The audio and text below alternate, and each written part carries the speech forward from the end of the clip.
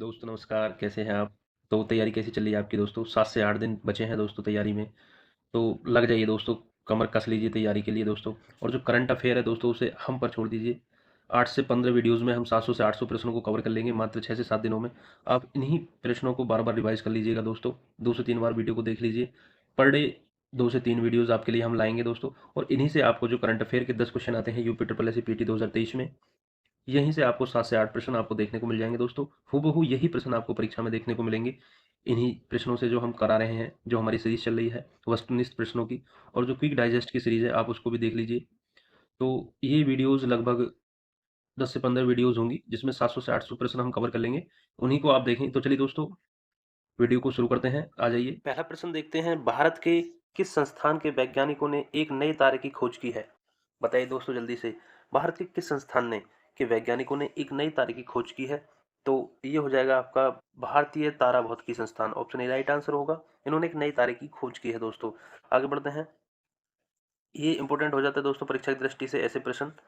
तो भारतीय तारा भौतिकी संस्थान आप याद रखेंगे। चलिए बढ़ते हैं अगले प्रश्न की तरफ।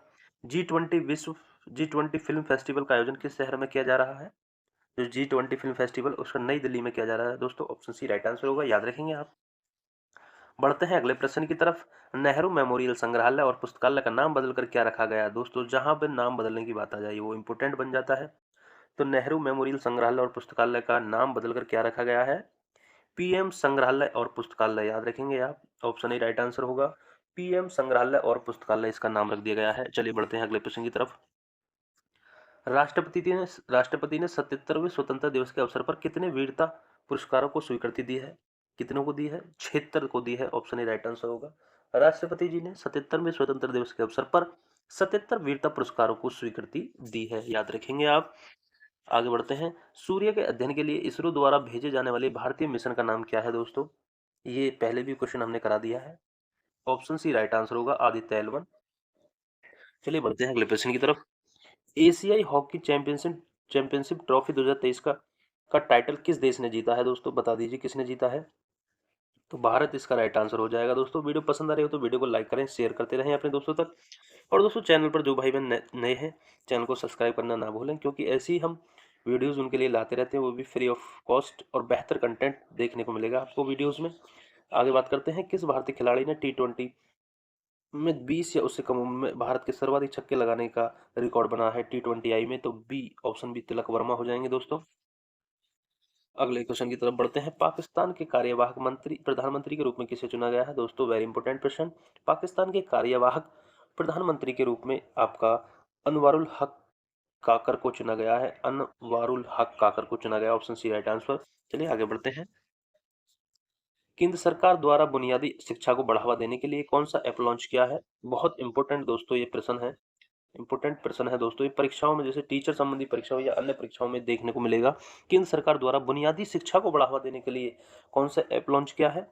तो दोस्तों ऑप्शन बी राइट आंसर होगा। उल्लास ऐप लॉन्च किया है दोस्तों। उल्लास आप याद रखेंगे, उल्लास ऐप लॉन्च किया है। आगे बढ़ते हैं। वर्ष 2023 का लोकमान्य तिलक राष्ट्रीय पुरस्कार किसे दिया गया? 2023 का जो लोकमान्य तिलक राष्ट्रीय पुरस्कार है वो किसे दिया गया है?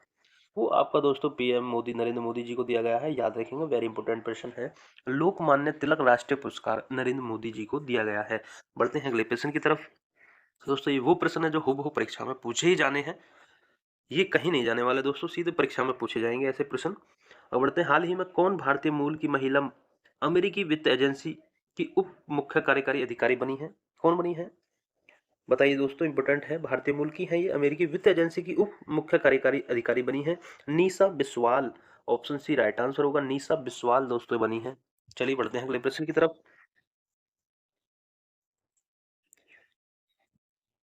किस राज्य की विधानसभा ने एक प्रस्तावित पारित कर केंद्र से राज्य के नाम में परिवर्तन करने का आग्रह किया है?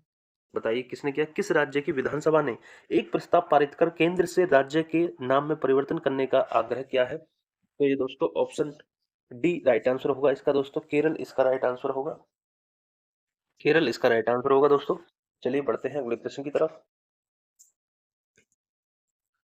Reserve bank of India RBI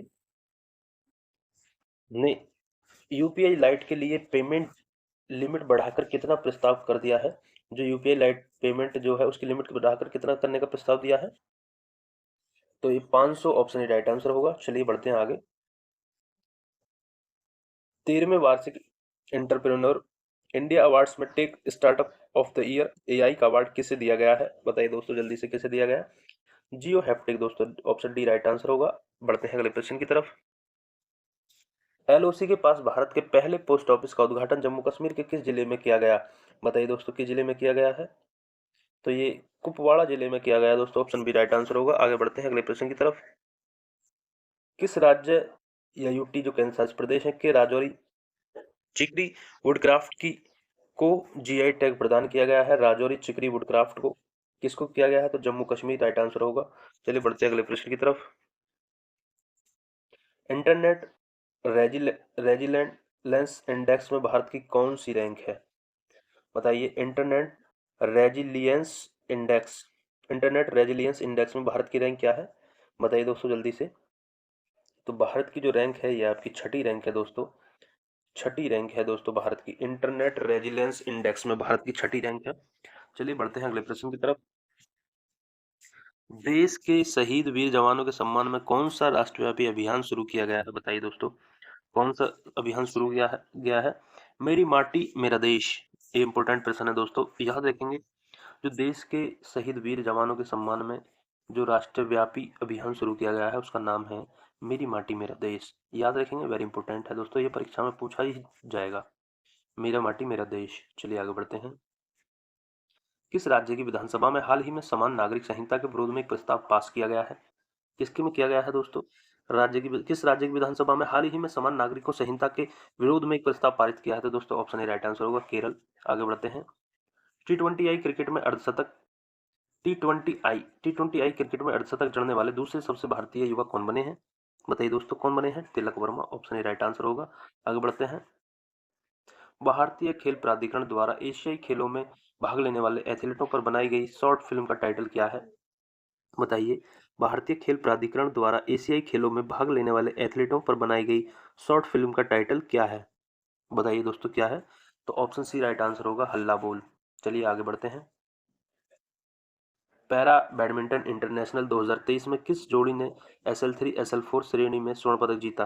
किसने जीता? प्रमोद भगत और सुकांत कदम ने जीता ये दोस्तों। प्रमोद भगत और सुकांत कदम ने ये जीता, ऑप्शन बी राइट आंसर होगा। चलिए बढ़ते हैं अगले प्रश्न की तरफ। बढ़ते हैं। केंद्रीय मंत्रिमंडल ने भारत नेट प्रोजेक्ट के तहत गांव में ब्रॉडबैंड कनेक्टिविटी के लिए कितने रुपए की मंजूरी किए हैं? केंद्रीय मंत्रिमंडल ने भारत नेट प्रोजेक्ट के तहत गांव में ब्रॉडबैंड कनेक्टिविटी के लिए कितने रुपए मंजूर किए हैं? 1.39 लाख करोड़ रुपए, ऑप्शन सी राइट आंसर होगा। 1.39 लाख करोड़ रुपए मंजूर किए हैं। आगे बढ़ते हैं। हाल ही में लोकसभा सचिवालय ने किस नेता को लोकसभा सदस्यता बहाल कर दी है? तो राहुल गांधी दोस्तों, ऑप्शन बी राइट आंसर होगा। लोकसभा सचिवालय ने राहुल गांधी की नेता जो है उनकी लोकसभा सदस्यता बहाल कर दी है दोस्तों। आगे बढ़ते हैं अगले प्रश्न की तरफ। किस भारतीय खिलाड़ी ने स्पेन में महिला टेनिस हार्डकोर्ट स्पर्धा में युगल खिताब जीता? तो इसका दोस्तों ऑप्शन ए राइट आंसर होगा, प्रार्थना थोम्बारे। चलिए आगे बढ़ते हैं दोस्तों। कौन सी भारतीय सबसे कम उम्र में तीरंदाजी में विश्व चैंपियन बनी है? कौन सी भारतीय सबसे कम उम्र में तीरंदाजी में विश्व चैंपियन बनी है? तो ये अदिति स्वामी दोस्तों, ऑप्शन डी राइट आंसर होगा। इंपोर्टेंट है दोस्तों, ये प्रश्न इंपोर्टेंट है, जिसको आप याद रख लें कि वह कौन सी भारतीय है जो सबसे कम उम्र में तीरंदाजी में विश्व चैंपियन बनी है? तो अदिति स्वामी इसका राइट आंसर होगा, ऑप्शन डी। नोट कर लें दोस्तों, इसको परीक्षा में आने की संभावना काफी ज्यादा है। तो दोस्तों जल्दी से दोस्तों, वीडियो में बोर नहीं होना है क्योंकि समय कम बचा है दोस्तों, मुझे पता है आप बोर हो रहे होंगे। तो क्या करना है दोस्तों, आपको सिर्फ वीडियो की थोड़ी स्पीड बढ़ा लेनी है और सभी प्रश्नों को देखना है दोस्तों, वीडियो को स्किप नहीं करना है क्योंकि एक एक प्रश्न दोस्तों इंपॉर्टेंट है। फिर आप कहेंगे कि सर जी नहीं मिला यहाँ से प्रश्न, तो जब आप देखेंगे तभी तो मिलेगा। 2 से 3 बार आपको वीडियो को ढंग से देखें, अच्छे से देखें, तो प्रश्न आपको यहीं से मिलेगा दोस्तों। 10 नंबरों की तैयारी आपकी कंप्लीट यहीं से होगी, इन वीडियोस के माध्यम से। 10 से 15 वीडियोस देखनी है आपको 10 नंबरों के लिए, और वो भी कम से कम 15-20 मिनट की वीडियो होती है दोस्तों एक। इसको देख लीजिए, 10 नंबर आपके पक्के हैं दोस्तों, कहीं नहीं जाने वाले। चलिए बढ़ते हैं अगले प्रश्न की तरफ। अमृत भारत स्टेशन योजना के तहत देश भर में कितने रेलवे स्टेशनों का आधुनिकीकरण किया जाएगा? तो 508 का किया जाएगा दोस्तों, अमृत भारत स्टेशन योजना के तहत। 508 रेलवे स्टेशनों का आधुनिकीकरण किया जाएगा। चलिए आगे बढ़ते हैं दोस्तों। भारत के नंबर 1 शतरंज खिलाड़ी कौन बन गए हैं दोस्तों? कौन बन गए हैं भारत के नंबर 1 शतरंज खिलाड़ी?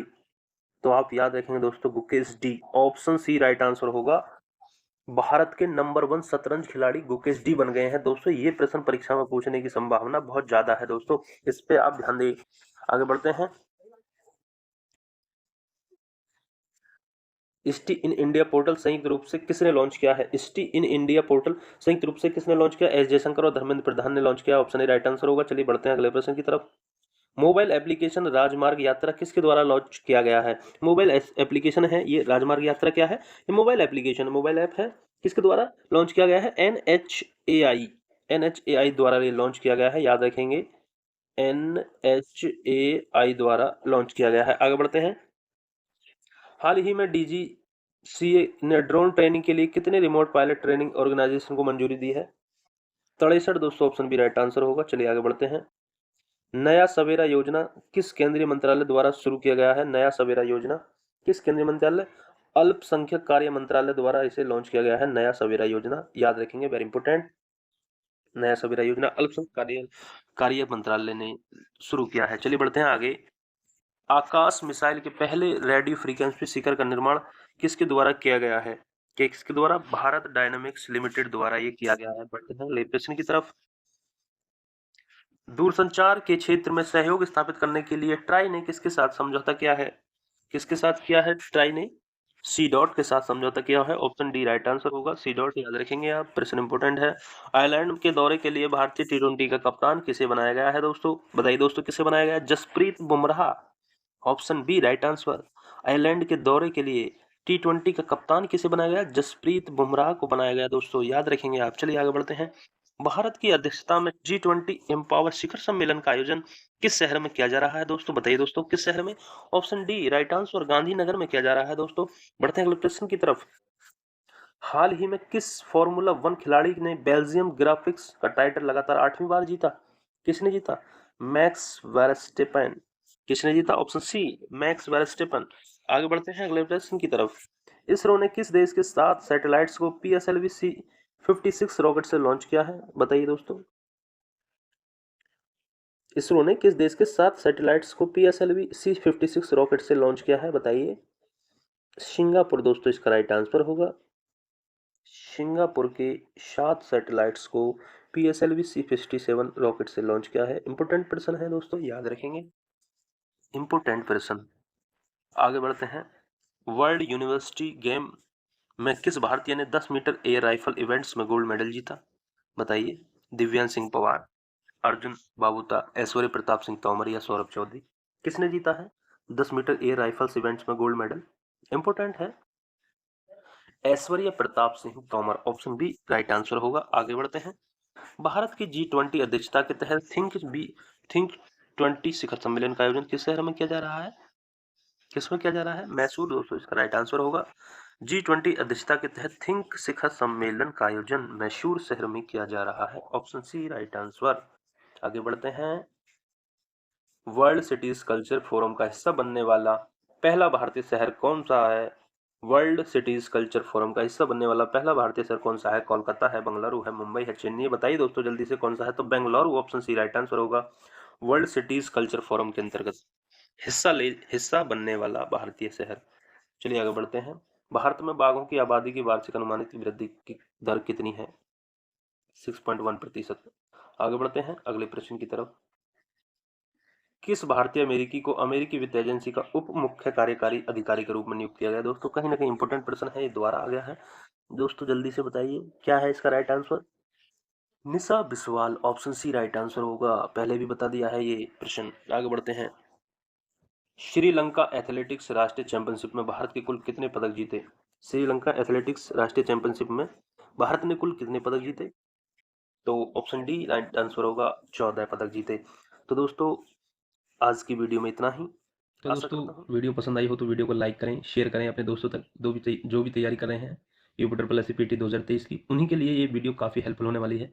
या अन्य किसी भी एग्जाम की तैयारी कर रहे हैं, चाहे वो UP पुलिस हो या UPSI हो या RO या ARO हो, उनके लिए ये जो वस्तुनिष्ठ प्रश्न है, वनडे एग्जाम के लिए जो भी परीक्षाएं होती हैं, उन सभी के लिए दोस्तों काफ़ी हेल्पफुल साबित होंगे।